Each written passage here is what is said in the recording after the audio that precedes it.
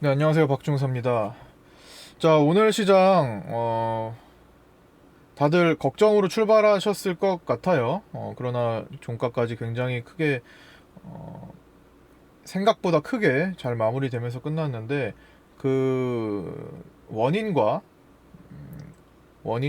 하나하나 과정에 대해서, 말씀을 드리려고 하는데, 하나하나 목록을 적다 보니까 너무 많더라고요. 지금 메모장 보시면 9가지가 이렇게 써 있는데 이거를 모든 사항을 디테일하게 말씀드리면 분명히 또 제 성격상 40분 막 될 수가 있어요. 그래서 일단 필요한 부분만 짧게 짧게 최대한 요약적으로 하도록 하겠습니다.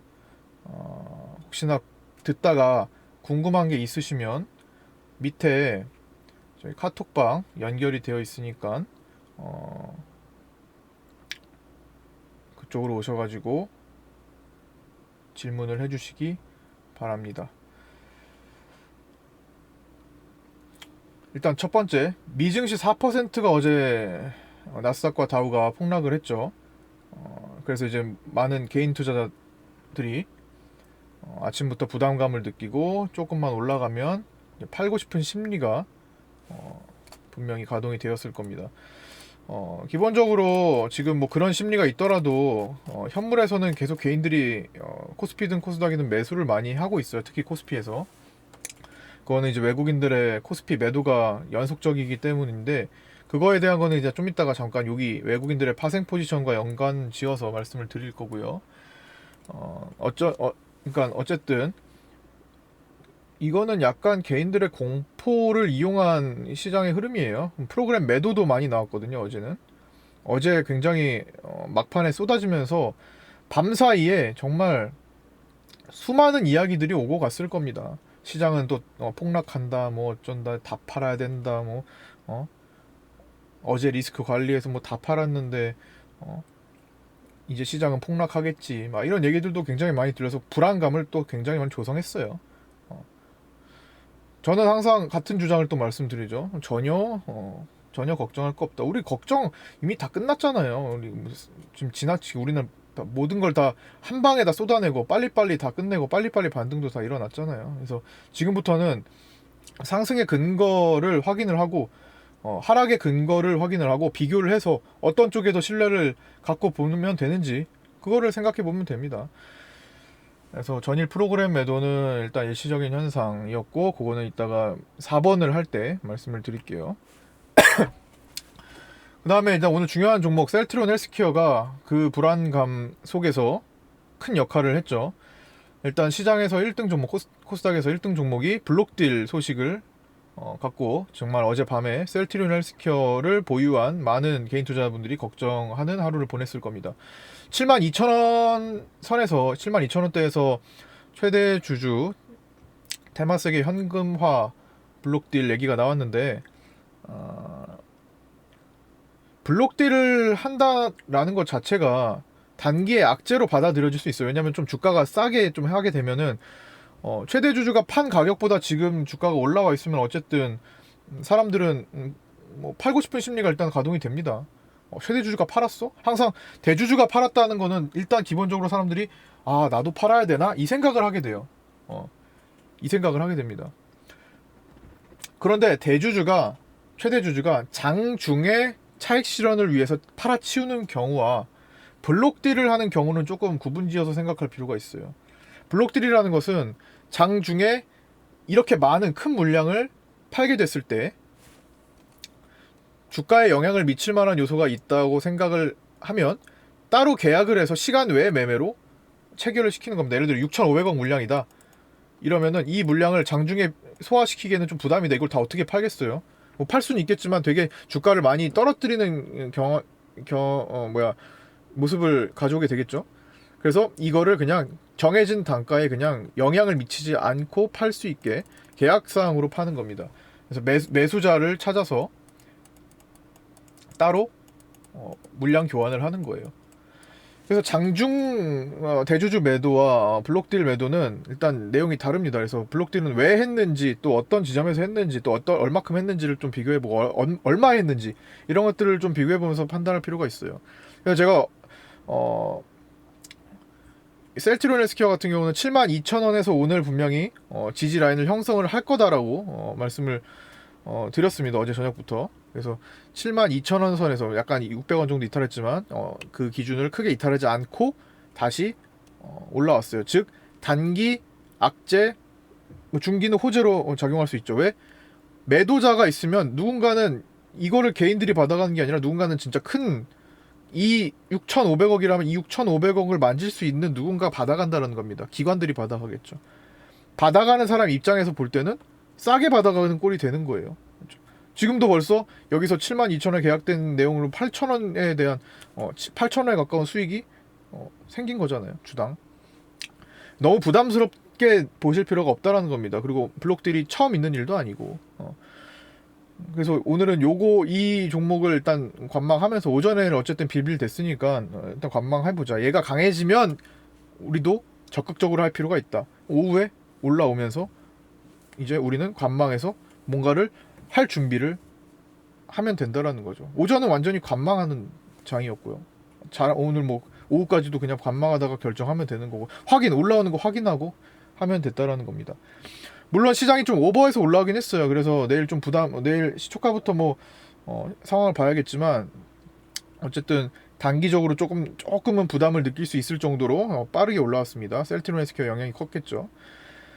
그 다음에 네 번째, 외국인들의 파생 포지션인데, 요거는 지금 제가 계속 꾸준히 말씀드리는 전망과 상당히 밀접한 관련이 있어요. 지금은 이제 시장을 보면은 정말 많은 얘기들이 오고 갈 겁니다. 어떤 입장으로 오고 갈 거냐면, 시장이 세 가지예요. 너무나 크게 떨어졌던 시기이기 때문에, 그리고 자 볼게요. 너무나 엉망으로 빠르게 떨어졌던 시기이기 때문에 이렇게 올라오는 게 지금 공포스러워요. 올라올 때 공포를 느끼는 정도입니다. 공포 지수가 많이 안 떨어지고 있거든요. 자, 여기서 올라오는 동안에도 많은 사람들의 의견이 갈립니다. 어떤 사람들은 잠깐 내려가다가 잠깐 올라가다가 다시금 폭락으로 갈 것이다. 올라오지도 못하고 폭락으로 갈 것이다. I자형 하락을 보일 수도 있다. 계단식 하락을 보일 수도 있다. 혹은 이런 N자 하락을 보일 수도 있다. 이거 하락을 보일 수도 있다. 반대 거꾸로 된 N자요. 이런 주장을 하는 사람들이 있는 반면에, 두 번째로 시장은 너무나 과대하게 내려갔기 때문에 서서히 W자를 보이면서 반등할 것이다라고 보는 사람이 있습니다. 그리고 W자를 보이더라도 상승이 어느 정도 제한이 있을 것이다. 가다가도 이렇게 그냥 빌빌될 것이다 라고 보는 사람들이 있고, W자를 보이면서 앞으로 강하게 치고 달릴 것이다 라고 보는 사람도 있습니다. 관점은 다양해요. 그다음에 세 번째로, 아니다, 시장은 너무 많이 떨어져서 V반등, 미국식 V반등을 보이면서 강해질 수 있다라고 보는 사람들이 있습니다. 이 외에도 L자형으로 장기 침체로 갈 가능성이 있다. 주가가 거의 이미 틀렸죠. 이미 이 정도 올라와서 반절 가까이 올라온 거니까 갭도매였고. 그래서 일단 저도 W 쪽에 일단 처음에 무게감을 실었어요. 그건 사실입니다. 그러면서 서서히 올라오는 동안에 이건 V 반등의 확률이 높아진다라고 말씀을 드렸던 거고요. W이더라도 저는 W에서 정체가 아니라 W에서 큰 상승을 만드는 포지션으로 가는데 동의를 한다고 말씀드렸고, 이제는 V 반등도 생각을 해야 된다라고 말씀을 드리고 있어요. 그 근거가 바로 이제 외국인들의 파생 포지션에 있는데, 일단은 기본적으로 우리나라 PBR에 대한 건 생각을 해줘야 되고, 역사적으로 0.5에서 0.6까지 찍을 정도, 0.6포인트대까지 찍을 정도로 내려왔다라는 거, 코스피가. 두 번째로는 외국인들이 롱 전략을 너무 강력하게 취하고 있다는 겁니다. 외국인들의 롱 전략, 이게 뭐냐면, 외국인들은 지금 T를 내는 듯 몰래 제가 어제 뭐라고 썼더라? T가 나지만 굉장히 조심스럽게 몰래 지금 어떤 포지션을 만들어 나가고 있어요. T가 난다라는 건 뭐예요? 너무 대놓고 코스피를, 현물을 한동안 오늘도 지금 1조 최근 한 달 동안 1조 4천억 원 정도를 14조 원을 팔고 있다는 겁니다. 하루도 거르지 않고 있어요. 너무나 신기할 정도로 외국인들은 하루도 거르지 않고 팔고 있어요. 코스피에서. 단순히 이것만 보면은 마치 주가가 대폭락을 할 것 같은 느낌이 들어요. 그렇죠? 외국인들이 저렇게나 한 달 동안 파는데, 한 달 넘게 파는데, 2달 가까이 계속 팔고 있는데 왜 팔겠어? 주가가 더 폭락하기 전에 다 파는 거 아니야? 라고 생각할 수 있습니다. 현물만, 주식만 보는 사람들은 그렇겠죠. 자, 선물 포지션을 볼게요. 반면에 외국인들은 선물 포지션을 언제부터 어떻게 하고 있나요? 딱 3월 12일 기점으로 변화를 일으키고 있습니다. 그쵸? 3월 12일은 무슨 날인데요? 2020년 첫 선물 만기일이었어요. 옵션은 매달 있는 거고 만기일이었어요. 선물 만기가 되자마자 외국인들은 포지션을 바꿔서 사들입니다. 반대로 현물을 빼고 있어요. 현물 가격을 낮추면서 공매도를 비롯해서 공매도를 쳐놨기 때문에 현물이 낮아져도 공매도 수익을 볼 수 있고 기본적으로 그 다음에 현물 가격을 고의적으로 낮추면서 선물 포지션을 강화를 하고 있는 겁니다. 일단 낮아져야 선물로 매수해서 앞으로 올라갈 것이다 라는 데에 베팅을 하면서 거기에 대한 차익을 더 키울 수가 있다는 거죠. 일단 주가가 낮아져야 된다는 거. 그리고 그거를 현물 매도로서 표현을 한다는 거죠. 현물 매도를 많이 일으키면서 그 자금을 선물 매수로 세팅을 하고 있다. 옵션도 포함해서예요. 선물 옵션. 예를 들어서 외국인들이 1조 원 정도의 지금 14조인가 예를 들어 10조 원 10조 원 정도의 주식을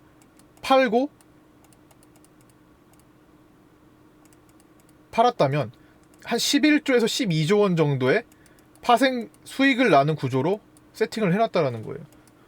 롱 포지션을 확대했다라는 겁니다. 즉 약간 미래에 큰 상승을 준비하고 있는 흐름이 아닐까 싶다라는 겁니다.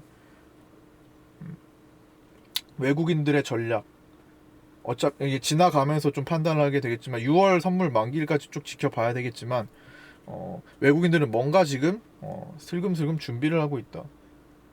우리나라 시장은 결코 지금 현재 약한 상태가 아니죠. 또 지금 보면 미국 시장 저렇게 폭락해도 우리는 끄떡없는 정도잖아요. 그런 상황에서 뭔가를 준비하고 있다. 저는 이건 좀 이제 길게 보는 거지만 2020년대에는 전 세계에서 가장 우리나라 시장이 강해질 수 있다고 봐요. 강해질 수 있다고 봅니다. 미국식 V 반등을 이뤄낸 순간 그리고 이번 대폭락을 본 이후부터는 완전히 게임이 판도가 달라질 거예요. 물론 단기적으로는 그때그때 흐름에 봐야 되겠지만 저는 긴 흐름을 말씀드렸어요. 그래서 거기에 대한 준비도 조금 하실 때가 될 거고 그 다음에 이거는 이제 나중에 하나하나 이제 짚어서 자세하게 말씀드릴게요. 오늘은 9가지가 있기 때문에 이 정도로 마치겠습니다. 그 다음에 공포지수의 개파락 기대. 이거는 일단 공포감이 아직도 형성이 되어 있는 상태입니다. 지금 올라가도 불안하고 뭐 내려가도 불안하고 지금 이러잖아요. 언제 내려갈지 모르겠고 막 이런 상황이란 말입니다. 근데 지금 공포지수를 보면은 오늘 붕 떠있다가 막판에 계속 떨어지면서 끝났어요. 아주 좋은 현상입니다만 더 떨어져야 돼요. 더 떨어지는데 푸른봉으로 끝났기 때문에 내일 개파락의 가능성 한번 기대해보겠다는 겁니다. 이렇게 뭐 떨어지는 거 나오면 참 좋겠죠. 공포감이 줄어들고 하면 변동성이 줄어들면서 한 방향으로 올라갈 수 있는 그런 구조가 갖춰진다라는 거고 한번 기대를 해보겠다 이겁니다. 이거는 그 다음에 코로나 테마주들의 단계적 몰락. 자, 코로나 테마주는 정말 많은 종목들이 편성이 되어 있어요. 시장에서 딱 봐도 한 100종목은 넘는 것 같아요. 약간의 예전에 대북주들을 보는 것 같습니다. 개체수가 근데 단계적으로 몰락했다는 것은 좀 시장이 좀 오버한 종목들이 지금 이제 무너지고 있습니다. 예를 들어 오늘 메가 ECS 시장에서 가장 탄력적이었던 소형주 메가 ECS가 500% 이상 바닥에서 올라갔었는데 그게 오늘 하한가를 들어갔어요. 나머지 종목들 뭐 수젠텍, 휴마시스, EDGC, 바이오니아, PCL, 오상자이엘, 진매트릭스 뭐 이런 종목들이 오늘 크게 꺾였죠. 하지만 같은 코로나 테마주라도 섹터는 좀 다르죠. 그다음에 그 같은 코로나라고 해서 뭐 다 떨어지는 게 아니라 어떤 것들은 개중에 올라간다라는 겁니다. 레몬, 톱텍, 톱텍도 상한가 근처까지 갔네요.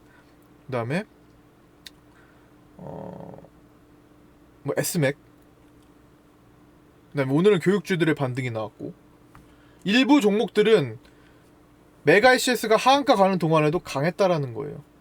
그런데 점점 그 개체수가 줄어들고 있죠. 예전보다 점점 파이널을 준비를 하고 있다라는 겁니다.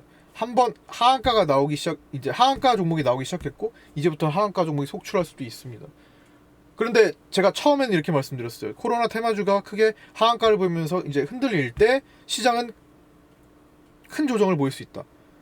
그런데 제가 어느 정도 시장이 갭을 메우는 순간부터 다시 말씀을 드렸죠. 이전에는 그럴 수 있었는데 이제는 코로나 테마주가 꺾여도 시장에 영향을 주지 않는 선에서 움직일 거다. 지금 각계격파 당하고 있는 겁니다. 각계격파 당하고 있다고 보시면 돼요. 코로나 테마주가 한 번에 와르르 무너지는 게 아니라 각계격파 당하면서 시장에 최대한 부담을 줄이는 모습으로 가고 있어요. 그리고 그때 이동된 수급은 대북주로 가든 정치주로 가든 5G로 가든 반도체로 가든 나눠지고 있다는 겁니다. 게임주로 가든 나눠지고 있다는 겁니다.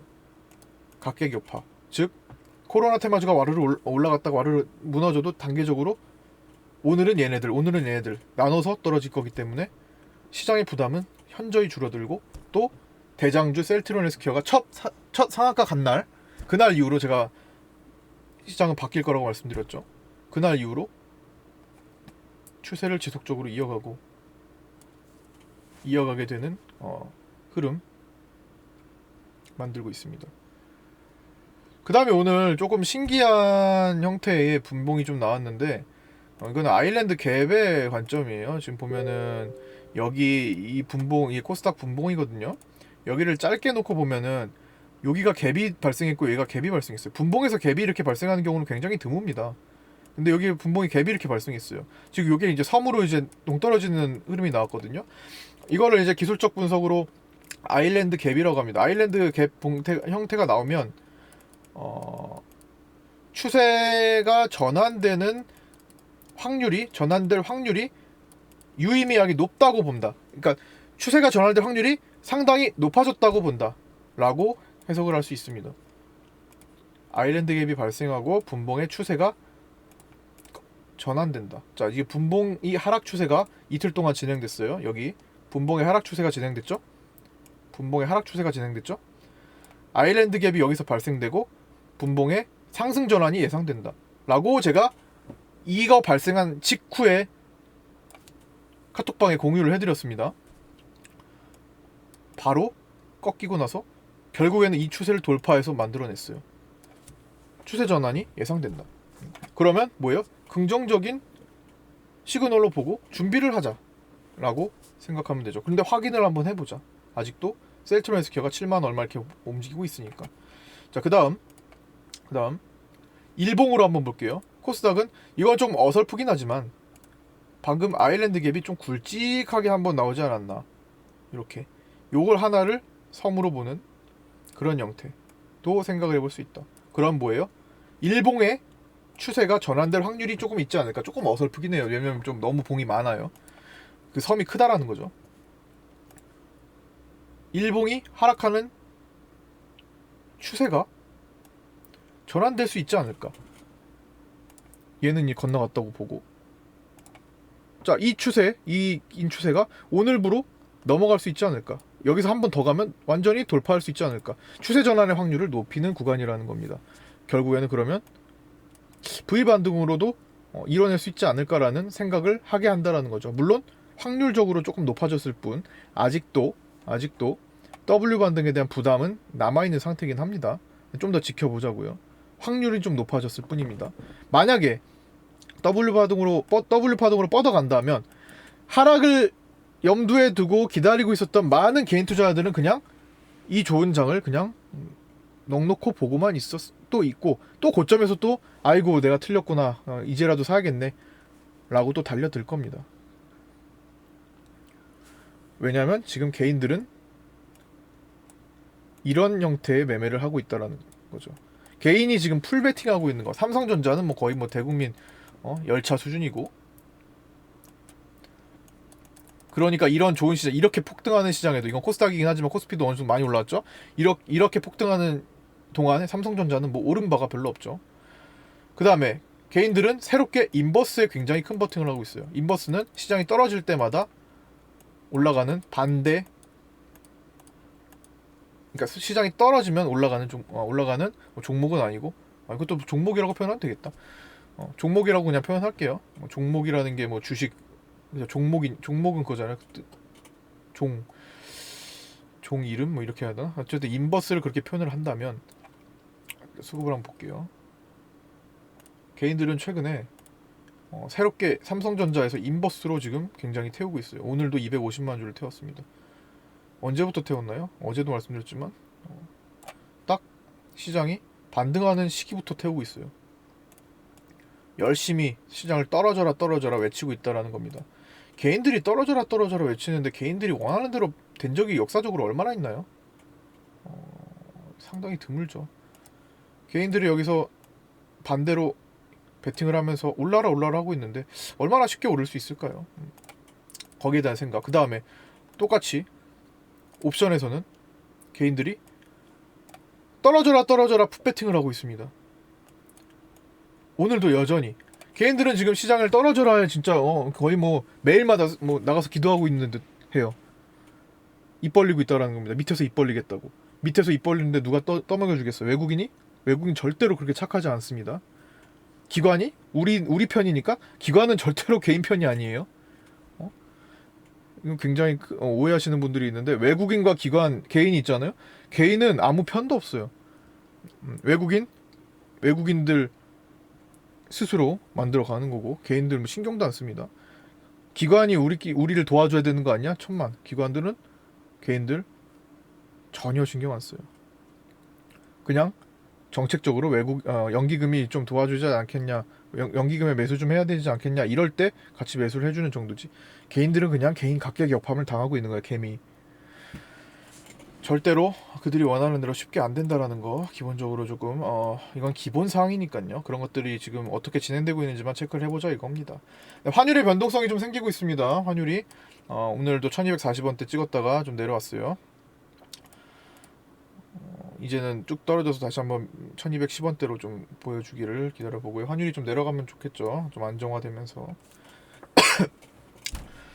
네, 오늘 뭐 9가지를 뭐 말씀드렸는데, 뭐 시간이 너무 길어질까봐 뭐 좀 더 말씀드리고 싶은 내용도 좀 자제를 하면서 하느라 좀 뭔가 매끄럽지 못했을 가능성이 있습니다. 뭐 알아서 뭐 걸러서 들으시면 될 것 같고요. 어차피 저도 지금 준비를 한 상태가 아니고 그냥 장중에 같이 방송을 하면서 장중 방송을 하다가 3시간이 돼가지고 그냥 오늘 느낀 거를 그냥 순서대로 써서 말씀을 드리는 거라 두서가 없을 수 있어요.